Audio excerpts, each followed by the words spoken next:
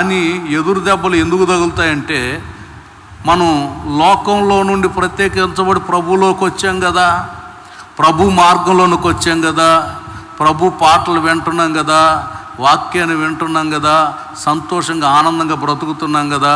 మనం రోడ్లో వెళ్ళేటప్పుడు ఎప్పుడెప్పుడో లోకంలో ఉన్నప్పుడు అప్పుడప్పుడు అక్కడ ఉన్నప్పుడు సినిమాలు చూసిన అనుభవాలు ఇవన్నీ ఉంటాయి. గాలిలో వినబడతా ఉంటాయి పాటలు. వినబడినప్పుడు చెవులు స్పందిస్తాయి, స్పందించినప్పుడు హృదయం స్పందిస్తుంది. తెలియని రీతిగా నీ లోపల వాడు ఆడుతూ ఉంటాడు, నీ లోపల వాడు ఆడుతూ ఉంటాడు. పాత జీవిత చరిత్ర వచ్చిందంటే లోపల ఆడుతూ ఉంటాడు. మనం అప్పుడు దాకా నామస్మరణ చేసుకుంటూ వెళ్ళిన వాళ్ళం ఆ పాటలు ధ్యానించుకుంటూ వెళుతుంటే ఎదురుగున్న రాయి మన కాళ్ళకు తగులుతుంది. ఎందుకు తగిలిందా అని, రక్తం వచ్చిందని చెప్పి చూసుకుంటూ ఉండేసరికి మనకి ఏం జరిగిందో కూడా మనకు అర్థమై సావదు. ఎందుకు తగిలింది అనుకుంటూ ఉంటాం. లోపల వాడు ఆడిస్తూ ఉంటాడు. అందుకే